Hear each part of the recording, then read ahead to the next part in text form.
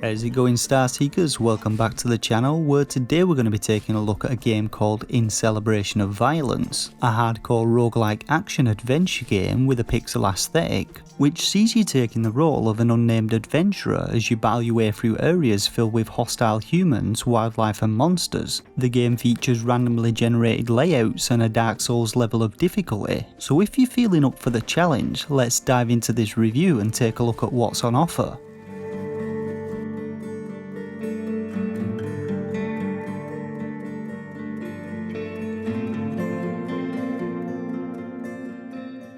So starting the game, we get a text-based introduction as Strawberry Jam dribbles down the screen, and this sort of sets the somber tone of the game, with its storyline being a rather simple one, focusing around the return of the god of violence and your quest to defeat him. Prior to beginning a new game, you get to select from one of 4 different characters, each with their own stats and starting loadout. You have the peasant, who begins the game with a pitchfork, wooden sword, and torch to increase visibility in the dark. The hermit, who starts with a hatchet and short bow. The merchant, who only begins with a short sword but also starts with 3 keys instead of 1. And my personal favourite, the coward, who starts with a rapier and comes with his own personal bodyguard, who's one tough son of a bitch. If it's your first time playing, I recommend starting with the coward, as the game is incredibly tough and the bodyguard's sword is extremely helpful. Now, I also had one random occasion where for some reason I began the game as this fella armed with a knife and was able to go around stabbing the townsfolk, so it's worth noting that there are likely quite a few secrets for you to find in the game.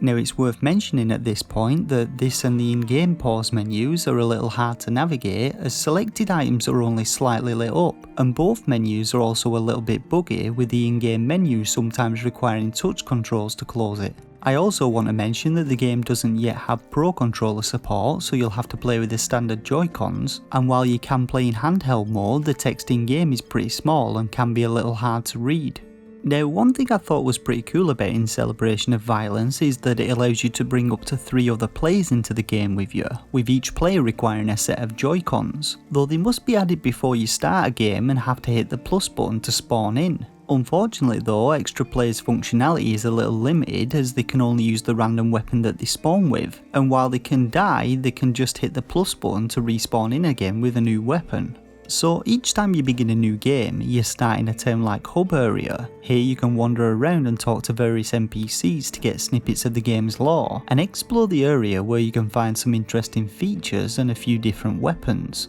In order to actually begin your run though, you need to head to one of the portals in the hub. I've found 2 so far, the plains or the desert, and upon activating a portal you'll enter into your first randomly generated level. Now, controls in the game are relatively simple. The game features standard dual stick controls, with the left thumbstick used for movement and the right for aiming, and you can perform a light attack with weapons using the ZL button and a heavy attack using the ZR button. When it comes to defensive maneuvers, you can parry by hitting the R button or dodge by hitting the L button, and performing these just as an enemy attacks will stun the enemy, allowing you to get in a few decent hits on them. Now, just like in Dark Souls, attacks consume stamina, represented by the white bar below your red health bar seen in the top left corner, and fully draining your stamina bar will stun you for a few seconds. It's worth noting that the game also features a hunger mechanic indicated by a brown bar which slowly fills, and after a whole segment is filled, your attacks will consume more stamina, so you need to be on the lookout for cooked food to reduce your hunger,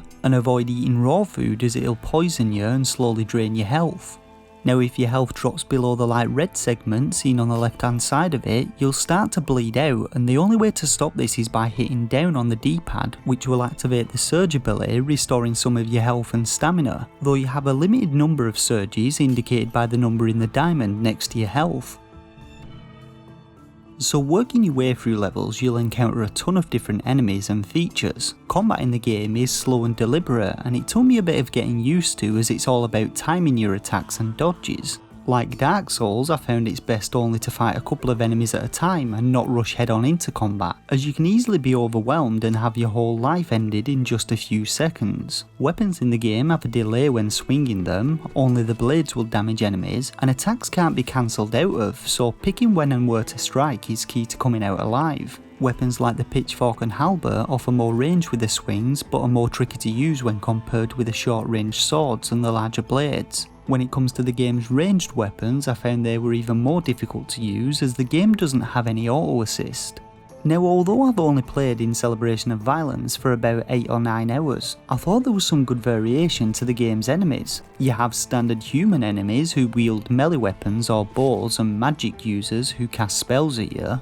and there are also wild boar, spiders, bees and of course bats, all hostile and out to get you. Things can get tough pretty quickly even just a couple of levels in, with giant walking trees and crystals who fire blue orbs at you. Now, in order to face all of these enemies, you're going to have to become more powerful, and this can be done in a number of different ways. Firstly, the enemies you defeat drop purple XP shards, which can then be used to open purple crystals containing relics, or mementos as they're known in this game. There are a ton of different relics in the game, but as is tradition, relics descriptions are all rather cryptic and don't explain the function, so you're going to have to puzzle that one out for yourself. In addition to relics, enemies drop armor shards which accumulate as a silver bar next to your health, and this is consumed before your health when you take hits. Whilst exploring, you'll also begin to accumulate 4 different materials seen in the top right hand corner, these being wood, metal, rock and glass, and these materials can be bought or sold at shops found at random in your runs for purple XP crystals, or used to buy weapons or items from these stores. Now, I'll give you a little tip, and that is to break every container that you find, as they often contain food, armour pieces or materials, and you can also use large axes or hammers to chop down trees or break rocks to gain more materials. In addition to shops, materials can also be spent at different shrines found at random in levels to increase your various stats, with each consecutive boost costing more materials.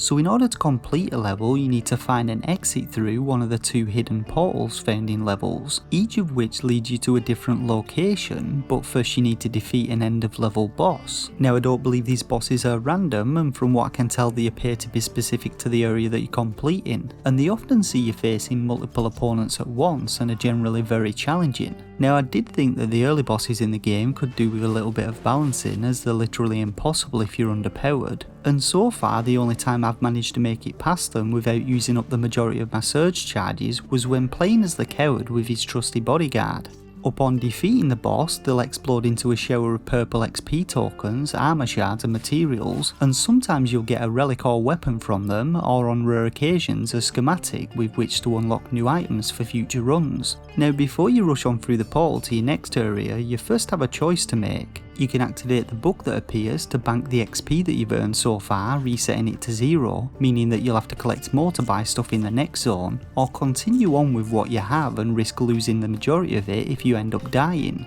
The XP that you bank or retain on death can then be spent to upgrade your character's stats, which cost more each time you upgrade them, and these include things like weapon swing speed, weapon damage, movement speed and health. Now, while I wasn't that impressed and was a bit dubious upon first playing the game, after putting in a few hours, I actually started to really enjoy playing in Celebration of Violence. It's pretty damn hard and the game's controls and combat take some getting used to, but once you get into it, there's quite a lot of depth to the game's mechanics. In addition to the things that I've mentioned, the game also features a ton of different magic spells which can be acquired from spellbooks, though at the moment I'm still not a huge fan of these, as casting spells puts you into an XP deficit which you need to fulfill before you can earn more XP, and spells shatter after a few uses, which really limits the viability in runs at the moment. Now, there are also potions that you can find in game whose effects vary, and a couple that I smashed made food and XP appear, and one teleported me to a random location within the zone. You're also able to enchant your weapons with fire, ice or lightning, which sometimes causes elemental effects to proc when you hit your enemies, sometimes setting them on fire or causing chain lightning to strike nearby enemies, and the environments around you also react to these elements, with fire spreading out of control if a patch of grass happens to catch alight. Now, I'm sure there are plenty of other features that I haven't yet experienced or worked out even after several hours of gameplay, but I have to tip my hat to the game's solo developer Julian Edison, who has done a great job with the game and packed a lot of depth into it, and I think fans of games like Mana Spark and other roguelikes will likely have a great time playing it. When it comes to the game's visuals, we get some simple pixel art, but there's a decent amount of detail to it, and the game's audio design is not bad either, with some standard sound effects, but I do think the game's soundtrack could do with a little bit more variety to it, as it's mainly comprised of slow and foreboding compositions. So now let's get on to rating the game. Now I rate games between 1 and 5 stars, with a shovelware stamp of approval reserved for the worst games on the eShop. This rating's based on my own personal opinion on the quality and quantity of a title's gameplay, and whether I think it offers value for money to potential buyers. For a rating, I'd give In Celebration of Violence 4 out of 5 stars. In Celebration of Violence is a challenging roguelike which can feel brutally unfair at times, but stick with it and you'll get to grips with the game's mechanics, and like me you'll come to appreciate the amount of depth the game has to offer. You can get In Celebration of Violence from the UK Switch eShop for £11.69, or from the US eShop for $12.99. Alternatively, the game's also available on Steam, where you can also nominate it for the upcoming Steam Awards this December. And that's it for this review of In Celebration of Violence. Do me the honours of hitting that like button if it helped you out, and let me know your thoughts and opinions on the game and whether you're going to rise to the challenge with this one in the comments section below. As always, don't forget to subscribe to be notified of future Nintendo reviews and content, and jump onto the Starseekers Discord server to say hello. For now though, I just want to thank you all once again for watching, and until next time, take care and game on.